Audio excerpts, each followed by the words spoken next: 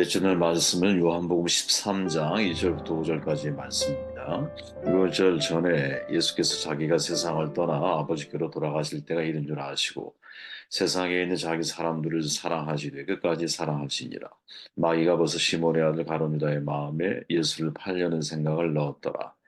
저녁 먹는 중 예수는 아버지께서 모든 것을 자기 손에 맡기신 것과 또 자기가 하나님께로부터 오셨다가 하나님께로 돌아가실 것을 아시고 저녁 잡수시던 자리에서 일어나 겉옷을 벗고 수건을 가져다가 허리에 두르시고 이에 대하여 물을 떠서 제들의 발을 씻으시고 그 두르신 수건으로 닦기를 시작하여 사명의 흑백 논리를 버려야 한다라는 제목으로 말씀을 나누도록 하겠습니다. 일전에 이 말씀을 다른 각도에서 말씀을 나눈 적이 있는데 특별히 오늘 고난주간 사랑기도회를 맞아 다시 한번 좀 더 깊이 말씀 나누는 시간을 갖도록 할게요.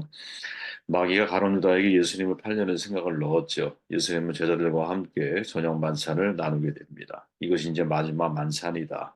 라는 사실을 예수님이 아셨죠. 자리에서 일어나 갑자기 겉옷을 벗고 수건을 가져다가 허리에 두르시고 대야에 물을 떠서 제자들의 발을 씻기십니다. 소위 우리가 잘 아는 거룩한 세족식을 통해서 섬김의 본을 보이시는 거죠. 입장이 바뀌어야 되는 것이죠. 예수님이 스승이기 때문에 오히려 사실은 씻어줘야 할 입장이 제자들인데 예수님이 스승으로서 이러한 섬김의 본을 보이고 계시는 거죠. 이때는 예수님이 체포되시기 전 불과 몇 시간 전이고 십자가에 달리시기 바로 전날인 목요일 저녁이었습니다. 예수님이 십자가에 돌아가신 날을 영어로 굿 프라이데이라고 하는데 최후의 만찬을 드신 목요일은 먼디 튜스데이라고 부르죠. 이 먼디라는 라틴어는 이제 맨다툼이라고 하는 라틴어 단어에서 온 건데 그리고 쉽게 얘기하면 계명이라는 뜻을 가지고 있어요. 계명, 커맨드먼트죠. 세속식 이후에 새 계명을 주신 곳에서 나온 이름이죠. 자기 십자가를 지고 나를 따르라. 예수님이 가르쳤던 가르침이잖아요. 고난의 십자가를 짊어져야 할 바로 그 순간 예수님이 직접 자기 십자가를 지는 것이 무엇인지를 행동으로 보여주어야 할 바로 하루 전날 바로 이 세족식을 통해서 섬김의 본을 보이고 계신다. 그렇게 자신이 이 세족식을 통해서 우리가 좀 더 깊이 고민해 봐야 할 것은 자기 십자가를 짊어진다라는 메시지가 이 세족식 속에 어떻게 내가 세상을 섬겨야 하느냐라고 하는 중요한 메시지가 이 속에 담겨 있다라는 거죠. 여러분 십자가는 예수님 당시의 사람들에게 사실은 굉장히 혐오스러운 물건이었다라고 말씀을 드렸죠. 오늘날 더 이상 십자가형이 행해지지 않고 있기 때문인데 그 혐오감을 우리는 상상할 수가 없는데 현실감을 만약에 돕는다면 현대 사용 방식 교수용 전기 의자에 앉히는 것이라고 한번 가정해 보십시오. 예배당 한 중간에 교수용 고리줄을 딱 걸어놓고 혹은 축소형 전기 의자를 딱 걸어놓고 사람들을 향해 우리는 말할 수 있죠. 이 교수대가 우리의 구원입니다. 이렇게 동그란 교수줄을 걸어놓고 이 교수줄이 우리의 구원입니다. 이 전기 의자가 우리의 희망입니다. 매일매일 우리는 예수 그리스도처럼 이 교수대에 우리의 목을 맵시다. 이 전기 의자에 여러분들 앉으십시오. 이렇게 요구한다면 그 자리에 남아 있을 수 있는 사람이 과연 몇 명이나 되겠습니까? 유대인들에게 자기 십자가를 짊어지라고 하는 말은 굉장히 고통스러운 말이죠. 왜 이미 예수님 시대에 한 3만 번 이상의 십자가 처형을 사람들은 목격했다 그러죠. 고고학자들에 의하면. 더욱이 이스라엘 사람들에게 나무에게 달리는 건 하나님의 저주죠. 로마 실정법에서도 최악의 극악범에게 선고되는 형벌이잖아요. 그렇게 이렇게 강한 십자가의 상징성이라고 하는 것은 너무나 강력하기 때문에 동시에 약점을 가지고 있죠. 무슨 약점? 자기 십자가를 짊어진다라는 것이 보통 사람들에게 너무나 크게 들린다라는 거예요. 누구나 할 수 있는 일이 아니다, 이거는. 선택된 소수의 사람만이 할 수 있는 것처럼 생각이 되는 것이죠. 그래서 많은 사람들이 십자가는 성직자 여러분들이 짊어지시고 우리는 그 뒤를 따라가겠습니다. 사도 바울의 고백을 듣죠. 나는 날마다 죽노라. 그래, 당신이니까 죽을 수 있는 거야. 당신은 사람도 죽음 앞에 내몬 사람이잖아. 하지만 당신이니까 그런 거야. 나는 그렇게 할 수 없어. 이렇게 우리는 이해하기가 쉽다라는 거죠.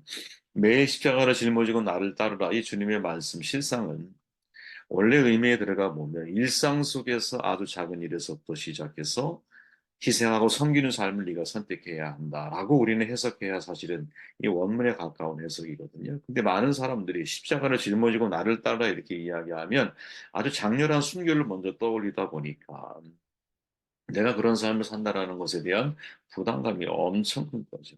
그냥, 그냥 소리 없이 전에 말했죠. 평신도 의식으로 살아가기를 원해요. 그러나 아이러니한 건 뭐냐면 이 평신도란 단어는 원래 성경에 없잖아요. 3세기 이후에 교회 사회에서 발견되어지는 단어거든요. 헬라어 라이코스. 좋은 뜻이 아니라 그랬잖아요. 문외한, 부계자, 무식한 대중을 뜻하는 거예요. 바울이 말하잖아요. 그러므로 이제 너희가 외인도 아니요 손도 아니요 오직 성도들과 동일한 시민이요 하나님의 권석이다. 정반대로 바울은 말하고 있는 거죠. 너희들은 라이코스가 아니야. 너희들은 라오스야. 라오스. 너희는 하나님 나라 안에서 인사이더야. 아웃사이더가 아니야. 너희들은 무식한 대중이 아니야. 하나님의 선택하신 하나님의 백성이야. 왜 그런데 너희들이 라이코스라고 하는 옷을 입으려고 그래? 라오스야, 라오스. 이렇게 말하고 있는 거죠. 누가 만약에 우리들에게 자기 십자가를 지고 주님을 따르십시오. 라고 만약에 누군가 여러분 혹은 저에게 질문한다면 여러분들은 과연 어떤 느낌으로 이 말씀이 다가오느냐 이거죠. 실제적인 의미에서. 좀 전에 우리가 말한 것처럼 하나님의 저주고 또 비아도로로사 그 800m나 되는 가파른 길을 예수님이 십자가를 짊어지고 끌고 가시던 모습이 막 떠오르죠. 조롱을 당하고 가시관을 쓰고 손과 발에 못이 박히고 옆구리에 창이 찔리고 장시간 피를 흘리다가 결국 처절한 고통을 경험하면서 서서히 죽어가는 이 모습만 떠오르죠. 당연한 거예요, 여러분. 저도 처음에 여러분 자기 십자가 할 때 그런 생각만 떠오르더라고요. 특히 고난주간 지날 땐 더 하잖아요. 그죠? 초대교회 여러분 사도들을 떠올려 보십시오. 요한을 제외하고 다 순교당하잖아. 그죠? 그 순교가 여러분 뭐 아름다운 순교입니까? 아니에요. 목이 잘리고 사지가 찢겨져 나와 화형당하고 기름에 튀겨지고 짐승들의 먹이가 되어 죽었어요. 초기에 여러분 많은 사람들이 많은 그리스도인들이 다 이렇게 죽었잖아. 그죠? 그러니 이런 십자가의 길을 짊어지고 살아가는 사람들을 떠올리다 보면 야 내가 자기 십자가를 짊어진다라는 게 너무나 힘들고 어려운 싸움처럼 느껴지고 나와는 거리가 먼 소수의 선택된 특정한 성직자들에게 의해서만 성직자들이 걸어가야 하는 길처럼만 느낀다라는 거지. 이유가 뭘까? 이것이 과연 우리에게 전해주는 무서운 이 뭐랄까요? 내 내면에 만들어 놓은 장치가 뭘까? 나를 잡고 그게 뭐냐? 저는 그렇게 생각해요. 흑백 논리적인 사고에 익숙하게 만든다라는. 아니, 흑백 논리적인 사고에 우리가 익숙하기 때문에 바로 이 자기 십자가라고 하는 것이 우리들에게 너무나 큰 부담으로 다가온다. 그죠? 내가 알고 있는 것이 이미 확고하게 정착이 되어져 있는 거야. 개인적으로 좋아하는 의사인데, 고든 리빙스턴. 이분의 삶도 저는 이제 그런 분들이 좋아요. 사연 많은 분들이 좋은데. 이분도 결혼했다가 이혼당하죠. 두 아들이 있어 둘 다 죽어요. 큰 아들은 조울증으로 죽고, 둘째 아들은 이제 혈액암, 백혈병에 걸렸는데, 그 골수를 이식을 하잖아요. 그걸 했는데도 합병증으로 죽어요. 더 불행한 게 뭔지 아세요? 그거 골수 이식을 해준 사람이 고든 리빙스턴이야. 이 아버지가 얼마나 고통스러웠겠어요. 이제. 베트남 전쟁 출신이고 군의관으로 34살에 자기가 이제 입양된 사람이었다는 것을 알게 돼. 그리고 나서부터 이제 몇십 년 살면서 사실은 이제 여러 가지 책을 썼는데 굉장히 책이 따뜻해요. 읽어보시면. 너무 일찍 나이 들어버린 너무 늦게 깨달아 보는 이런 책이 있어. 자녀 문제로 상담을 요청하는 부모에게 너무 엄하게 하지 말고 뭐 시행착오 할 수 있는 여유를 주세요. 이렇게 말한 거야. 이거 리빙스턴은. 근데 이 조언을 했더니 부모가 반응하기를 아니 그럼 아이가 망나니가 되도록 내버려 두란 말입니까? 이렇게 말을 하더라는 거죠. 이 이야기를 듣고 리빙스턴이 뭐라고 말하냐면 아이를 질식시킬 정도로 규제하고 억압하는 것과 망나니가 되도록 내버려 두는 것 사이에 선택할 수 있는 대안들이 얼마나 많습니까? 그런데 그 중간의 입장을 택하고 실천하는 것이 쉽지가 않습니다. 왜? 흑백놀이적 사고 때문이라는 거죠. 사명을 감당하며 살아야 됩니다. 이렇게 말하잖아요. 그럼 어떤 분은 뭐라고 생각하냐면 대번에, 아, 저보고 그럼 목회자가 되라는 겁니까? 이렇게 생각하거든요. 그러니까 이런 사고를 가지고 있는 사람들이 선택할 수 있는 대안은 딱 두 가지인 거예요. 그죠? 사명을 감당하십시오. 근데 목회자가 되거나 아니면 그냥 세상에 적절하게 숟갈 얹어서 혹은 발 한 발 딛고 동화되어 인생을 살아가는 것. 흑백놀이적인 사고로 자꾸 이해를 한다라는 것. 이런 의식은 여러분 곳곳에서 발견이 돼요. 진짜 그리스도인에게 거부가 존재하지 않는다라고 말을 하면, 자발적인 평균을 지향해야 합니다, 이게 하나님의 뜻이다, 이렇게 말을 하면 적지 않은 사람들이 어떻게 생각을 하냐면, 내가 가진 거 다 놔주고 거지가 되란 말입니까? 내가 예수 믿으면 가난하게 살아야 한다라는 말입니까? 이렇게 반문하는 사람들이 있거든요. 극단을 선택하는 거야, 극단. 그러나 생각해 보세요, 여러분. 검은색과 흰색 사이에 얼마나 아름다운 다양한 색상들이 존재합니까? 그죠? 그러다 보니 이 극단적인 생각이, 나는 예를 들어 십자가를 짊어진다고 하면 성직자가 되든지, 아니면 정반대로 그냥 자연인의 인생을 살아가든지, 중간이 없는 거야. 이런 사고에 익숙하다 보니 이게 내 인생의 사명 감당의 핑계가 돼버리는 거죠. 핑계가 된다고요. 그죠? 사명은 누구나 예를 들어 부름받은 사역자들이나 감당하는 것이고, 나에겐 사명이 없는 것처럼 그렇게 자기 자신을, 인생을 만들어 간다라는 거지. 여러분 잘 생각해 보십시오. 여러분 주변에 많은 그리스도인들 가운데 자기가 속해 있는 직장과 일터, 사업의 터전, 그 모든 것이 선교지라는 의식을 가지고 인생을 살아가는 사람이 몇 프로나 됩니까? 우리는 수없이 교회의 본질은 선교입니다. 선교적 교회가 진짜 교회의 본질입니다. 하나님은 예수님을 보내시고, 예수님은 그리스도 영인 성령을 보내시고, 성령은 우리를 너의 증인이 되라, 우리를 보내셨는데, 내가 보냄받은 바로 그 가정, 내가 보냄받은 그 일터가 내가 선교해야, 선교지라는 의식을 가지고 인생을 살아가는 사람이 몇 프로나 됩니다. 왜 그렇게 됐을까? 흑백 논리적 사고가 아주 오래전부터 사실은 이 교회사의 뭐랄까요, 아픔이죠. 교회 조직과 직제가 만들어지면서 사실은 성직자들이 성도들을 분리시켜 버렸잖아요. 그래서 성직자들을 너무 우려하다 보니까 거룩한 사람들, 선택받은 사람들로 생각, 평신도를 진짜 평신도로 만들어 버렸지. 그 영향이 여러분 지금 소위 뭐 한 천년 가까이, 천년 이상을 지속해 온 거죠, 여러분. 그래서 우리 성도님들이 라오스인데 아이코스라는 의식을 가지고 인생 살아. 근데 예수님의 말씀을 주목해 보십시오. 마가복음 8장 34절이에요. 눈으로 따라와 보세요. 무리와 제자들을 불러 이르시되 아무든지 나를 따라오려면 자기를 부인하고 자기 십자가를 지고 나를 쫓을 것이니라. 여기서 제일 중요한 구절이 뭐라고 생각하십니까? 저는 무리라고 하는 단어예요. 지금 예수님은 자기 부인과 자기 십자가를 지고 나를 쫓을 것에 대한 대상, 이 메시지의 대상이 누구냐면 제자들이 아니야. 제자들을 포함한 온 무리들을 다 사실은 이야기하고 있다는 거죠. 그죠? 굉장히 중요한 말씀입니다.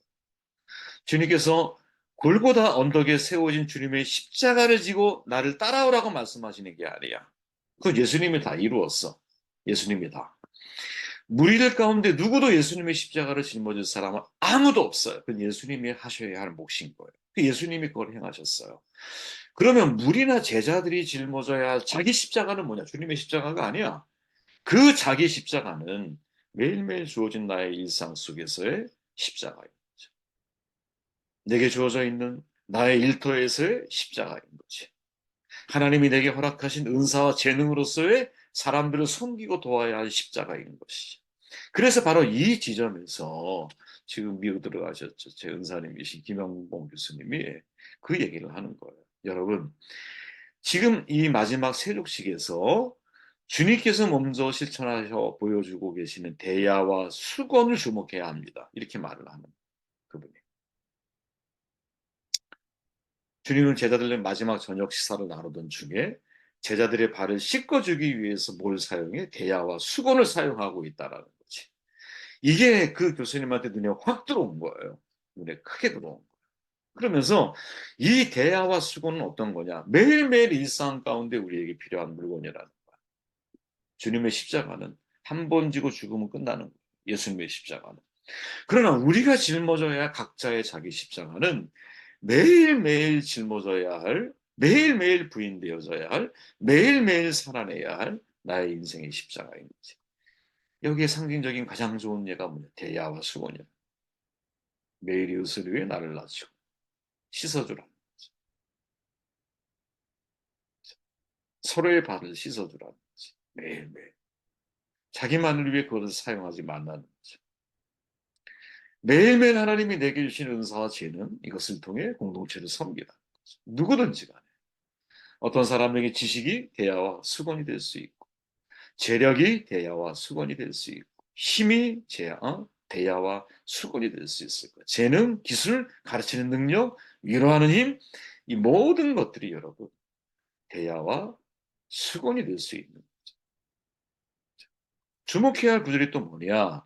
요한복음 13장 8절에 보니까 주님이 베드로의 발을 씻기실 때 거부하잖아요. 그때 주님이 하신 말씀이 뭐야? 내가 너를 씻기지 않으면 내가 나와 상관이 없느니라. 이때 상관이란 말은 메로스라 헬라어예요. 상속분, 목이라고 하는 뜻이야. 다시 말하면 대야와 수건을 가지고 상대의 발을 씻겨주는 행동이 이게 상급이라는, 이게 천국의 유업이라는, 대야와 수건을 하찮게 여기지 말아야 됩니다. 여러분, 우리가 어떻게 예수님의 십자가를 짊어지고 갑니까? 사명을 감당하면 꼭 내 목숨이 예를 들어 단두대에 서서 잘리는 것만이 여러분들 사명 감당의 모습이라고 생각하십니까? 아니라는 거죠, 절대. 그것을 일상 가운데로 끄집어내려서 누가 예수님께서 짊어져야 당신의 십자가는 내일부터 시작되는 거야, 고통의 고난의 길은. 근데 오늘 내가 어떻게 섬김의 본을 보이고 계시느냐? 대화와 수건을 가지고 제자들의 발을 씻기는 모습으로. 그죠? 골고다의 십자가는 나의 몫이지만 일상에 각자에게 주어져 있는 십자가의 몫은 대화와 수건으로 서로가 서로의 발을. 이때 대화와 수건이 뭔가? 하나님이 내게 주신 은사와 하나님이 내게 주신 재능과 내게 먼저 경험하게 하신 선 경험들, 이 모든 것, 내게 주신 말씀들, 이 모든 것들이 서로가 서로를 섬기는 데 있어서 아주 중요하게 사용되어져 쓰여져야 도구들이 아니겠느냐. 저는 제가 두 번째 이런 이 말씀을 같이 우리가 묵상하고 나누는 거. 근데 묵상할수록 사실은 야, 정말 중요한 메시지다 이런 생각을 하게 돼요. 특별히 고난 주간은 맞아. 그리스도의 남은 고난을 어떻게 우리가 채워야 할까? 초점을 거기에 맞추며 말씀 나누고 있죠. 남은 고난을 어떻게 내가 채워야 할까?